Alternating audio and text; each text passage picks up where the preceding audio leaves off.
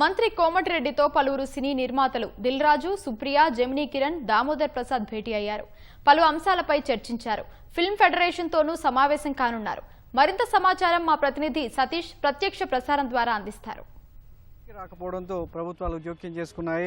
ఉదయాన్నే కొంతమంది నిర్మాతలు ఏపీ సినిమాటోగ్రఫీ మినిస్టర్ కందుల దుర్గేష్ను కలిసి అక్కడ అభివృద్ధికి సంబంధించి కావచ్చు, అక్కడ చిత్ర పరిశ్రమ అభివృద్ధి కావచ్చు, లేదంటే ఈ కార్మికులు నెలకొన్నటువంటి సమస్యల మీద కొంత చర్చ జరగగా ఇప్పుడు తెలంగాణ సచివాలయంలో తెలంగాణ సినిమాటోగ్రఫీ మంత్రి కోమటిరెడ్డి వెంకటరెడ్డితో కూడా పలువురు నిర్మాతలు సమావేశమయ్యారు. ఎఫ్డీసీ చైర్మన్ దిల్ రాజు నేతృత్వంలో ఇటు ఛాంబర్ నిర్మాతల మండలి కార్యదర్శి, అదేవిధంగా ఫిల్మ్ ఛాంబర్ కార్యదర్శి సమక్షంలో చర్చించి దీనికి సంబంధించినటువంటి ఇటీవల గత 10 రోజులుగా జరుగుతున్నటువంటి పరిణామాలన్నింటి కూడా మంత్రికి వివరించారు.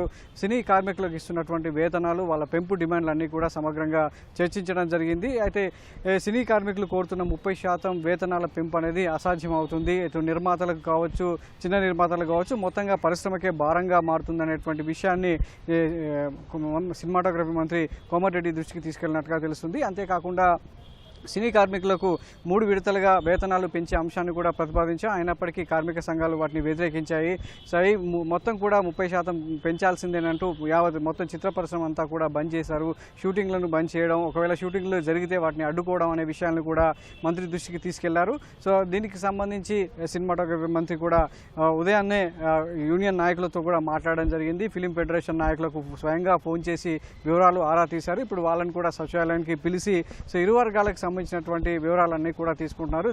దీనివల్ల ఒక ప్రయోజనంగా, అంటే ఎక్కడ ఇబ్బంది లేకుండా ఈ సమస్యకు పరిష్కారం చూపించే విధంగా ప్రభుత్వం జోక్యం చేసుకోవడం పట్ల ఇరు వర్గాలు అయితే శాంతించాయి. కానీ సమస్య కొలికి వచ్చేలా కనిపించడం లేదు. 30% వేతనాలు పెంచి ఇవ్వాల్సిందే, ఏ రోజుకు ఆ రోజు ఇవ్వాల్సిందే అని చెప్పి కార్మిక సంఘాలు పట్టుపడుతుండగా నిర్మాతల్లో కూడా భిన్నాభిప్రాయాలు వ్యక్తమవుతున్నాయి. కొంతమంది పెద్ద నిర్మాతలు పర్సంటేజీ విధానంలో 3 విడతలుగా ఇచ్చేందుకు, అది కూడా 2000 లోపు ఉన్నటువంటి కార్మికులకు, 1000 లోపు ఉన్నటువంటి కార్మికులకు మాత్రమే ఇస్తాం తప్ప మిగతా వారందరికీ ఇవ్వమని తేల్చి చెప్పడం జరిగింది. ఆ ప్రతిపాదనలు ఓకే అయితేనే మేము వేతనాలు పెంచేందుకు అంగీకరిస్తామని కూడా స్పష్టం చేశారు. అయితే అందులో మరికొంతమంది చిన్న నిర్మాతలు ఆ నిర్ణయాన్ని కూడా వ్యతిరేకించారు.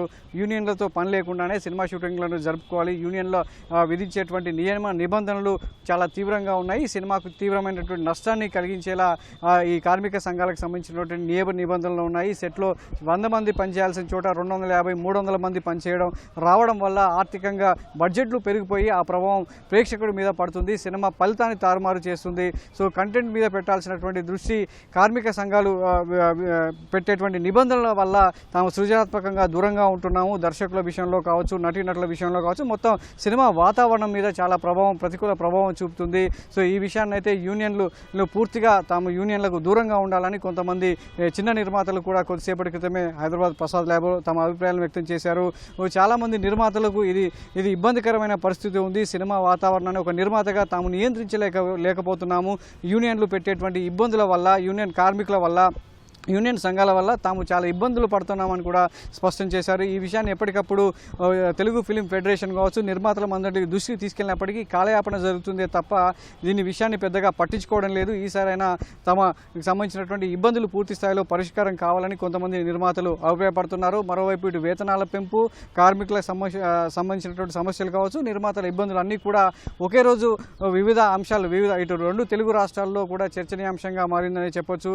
మరి కాసేపట్లో కొద్దిసేపటి క్రితమే సినిమాటోగ్రఫీ మంత్రి కోమటిరెడ్డి వెంకటరెడ్డితో నిర్మాతల సమావేశం ముగియగా ఇప్పుడు ఫిలిం ఫెడరేషన్ నుంచి అధ్యక్ష కార్యదర్శులతో పాటు మరికొంతమంది కార్మిక నాయకులు కూడా సమావేశానికి హాజరయ్యారు. మరి వాళ్ళ వాదన ఏ విధంగా ఉంటుంది మంత్రి దగ్గర, వాళ్ళు ఏం చెప్తారు, ఈ 2 వర్గాల వాదనలు విన్నటువంటి మంత్రి ఏ నిర్ణయం తీసుకుంటారు, ప్రభుత్వ పక్షాన ఏ నిర్ణయాన్ని చెప్పబోతున్నారు? ఇప్పటికే ఇది కేవలం చిత్ర పరిశ్రమకు సంబంధించినటువంటి సమస్య. ప్రభుత్వం దీని మీద కేవలం జోక్యం చేసుకొని ఇరు వర్గాలకు ఒక సహయోగంగా నిర్ణయాన్ని చెప్పే అవకాశం ఉందే తప్ప పూర్తి స్థాయిలో దీని మీద నిర్ణయం తీసుకునే అవకాశం లేదు.